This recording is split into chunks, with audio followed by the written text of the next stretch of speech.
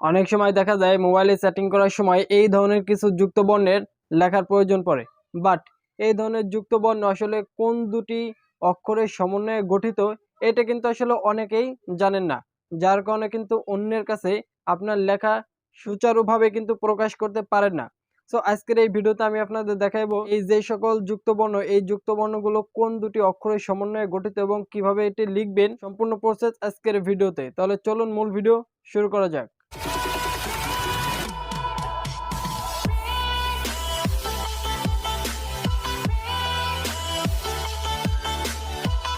So আমি প্রথমেতে এক এক করে কিন্তু সব কয়টাই দেখাবো, আপনারা স্ক্রিনটা লক্ষ্য করুন, ঠিক আছে।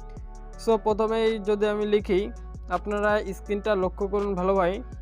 প্রথমটা হচ্ছে আপনারা প্রথম দেবেন ইয়ে আছে, এরপর এই যে একটা নিচে দাগ দেয় এটা আসলে কি আমি জানি না, এটা আপনারা একটা ক্লিক করবেন। ক্লিক করার পর এই যে চ আছে এই চটা দিবেন, এটা দিলে কিন্তু এইটা হয়ে যাবে, ঠিক আছে। সো এইটা দিয়ে কিন্তু আপনারা যে কোনো একটা শব্দ গঠন করতে পারেন। ধরুন আমি পঞ্চমী লিখব, প দিবেন, এরপর দিবেন ইয়ে, এরপর চ, এরপর ম, দেখছেন পঞ্চম, ঠিক আছে। সো এইটা কিন্তু এইভাবে লিখতে হবে।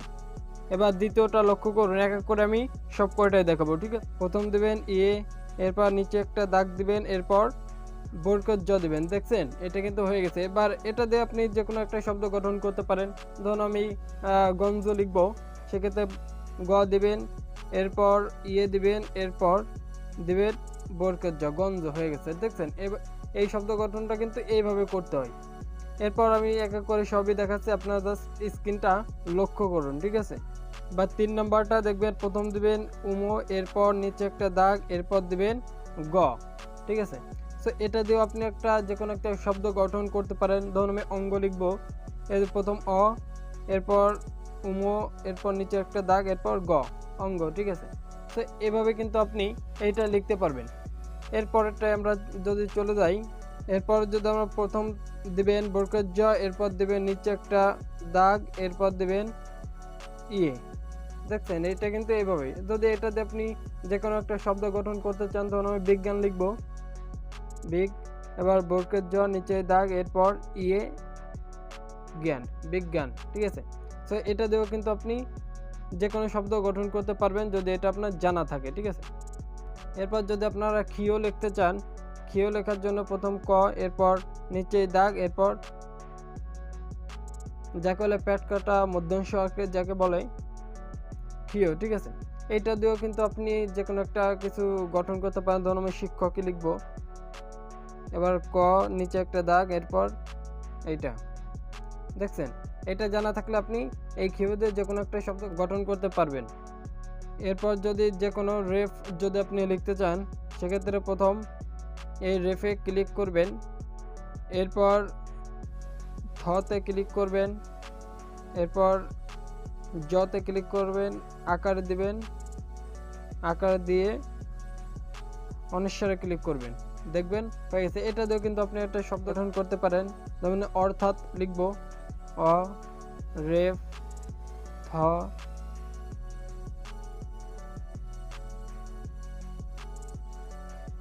দেখছেন এটা দিয়ে আপনি যে কোনো একটা গঠন করতে পারবেন শব্দ, যদি আপনার এটা জানা থাকে। লাস্ট যেটা আছে সেটা আমি লাস্টে দেখাচ্ছি। প্রথম দিবেন ম, এরপর দিবেন ব, ঠিক আছে। এটা দিয়েও কিন্তু আপনি একটা শব্দ গঠন যদি করেন, সেক্ষেত্রে যদি সমন্বয় লিখতে চান, দন্তস্ব ম, আবার ম দিবেন, এরপর নিচে একটা দাগ দিবেন, এরপর ব দিবেন, অন্ত্যেষ্টিয় সমন্বয়, দেখছেন। এটাও যদি আপনার জানা থাকে, আপনি যে কোনো একটা শব্দ কিন্তু গঠন করতে পারবেন। সো লাস্ট কথা বলে রাখি, এটা কিন্তু আমি জাস্ট রিদমিক কিবোর্ড দিয়ে দেখালাম। যারা রিদমিক কিবোর্ড ব্যবহার করেন তারা কিন্তু খুব সহজেই এই অক্ষরগুলো পেয়ে যাবেন। আর যারা অন্যান্য কিবোর্ড ব্যবহার করেন, আসলে আপনারা তো সবাই জানেন এই অক্ষরগুলো আসলে কোন কোন জায়গায় থাকে। সো আপনারা কেয়ারফুলি এগুলো দেখে নেবেন, ঠিক আছে।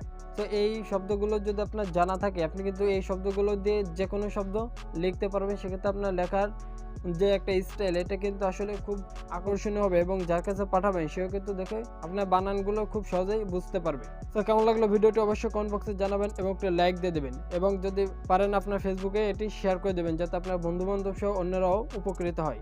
আজকে এ পর্যন্তই ছিল ভিডিওটা। সকলে ভালো থাকবেন, সুস্থ থাকবেন, আল্লাহ হাফেজ।